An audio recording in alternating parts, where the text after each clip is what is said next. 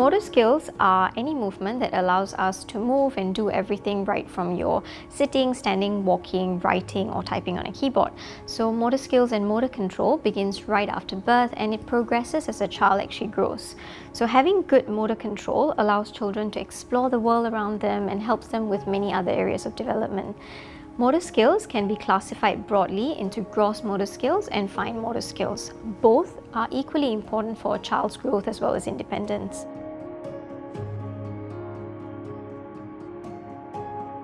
Gross motor skills are those that require whole body movements which involve the large muscles of the body that allow us to perform everyday activities. So these activities include anything from your sitting, standing, walking, running and jumping, to sitting upright at a table.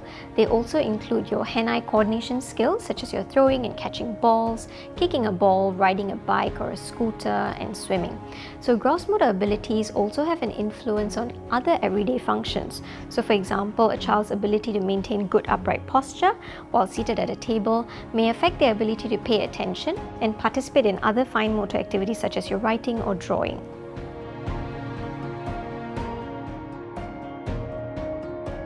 In short, every day. So as children get older, they'll be working on their gross motor skills every day just by going about their daily routine and getting more involved in activities. Infants and toddlers may need just a little bit extra stimulation to work on their motor skills.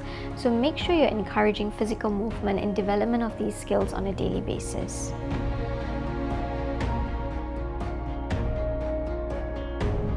Outdoor play is crucial in developing all aspects of their development, so social, physical and sensory system development. The gains are just limitless. So engage them also in a variety of physical activities, so things like swimming, riding a bicycle, scooters, pedal cars, throwing and catching balls, lots of outdoor playground play, jumping on trampolines, hopscotch, pushing and pulling activities. So just letting them actually explore is going to encourage them to develop their gross motor skills.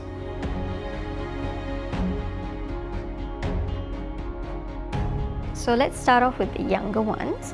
So you could start them when playing in kneeling. So when they actually play in kneeling without actually holding on, that's going to help them to develop their leg muscle strength as well as their tummy muscle strength.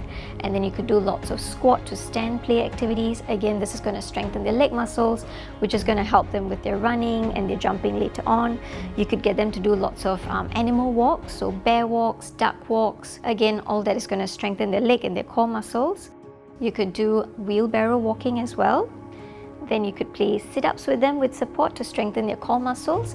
You can also get them to, another fun activity to do actually is lying on their back, and you could stick stickers on the wall and then encourage them to actually point with their toes to the stickers. This helps them to engage their tummy muscles.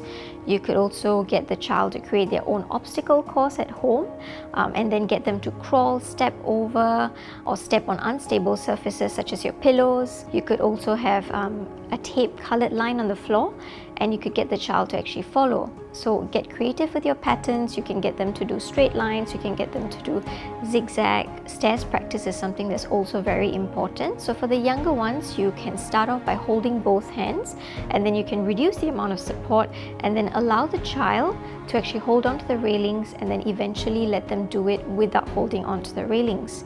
To make it a little bit more challenging for the older ones, you can get them to carry their favorite toy up when you actually do stairs or carry their backpack. Playing with balls is another thing that's very important. So you want to do throwing balls and catching balls. You can start this right from when the child is actually able to sit independently. So you start off by being able to just roll the ball, and then after that, as the child is able to stand independently, you can get them to practice throwing balls. You want to do an overhead pass, you want to be able to do a chest pass as well as an underhand throw. So a fun activity for underhand throw is if you line up your empty water bottles and then you could get the child to stand and actually roll to the water bottles. As the child's balance gets better when they're in standing, you can get them to kick a ball. So initially you can just encourage them to lift their foot and just touch the ball, and then as they get stronger and better with their balance, you could encourage them to kick the ball a little bit further forward and then eventually kick at a target as well. You could also make it fun for them by getting them to balance by placing a ball under their foot. You could also get them to try standing like a flamingo. So when a child gets to about 2 years of age, you could start doing all these exercises. For the younger child, you can do activities such as changing their shoes or trousers in a standing position. This is going to actually get them used to that single leg standing position, which is then going to help them to develop their ability to stand on a single leg. You could also practice jumping activities, and then you could progress that on to playing hopscotch.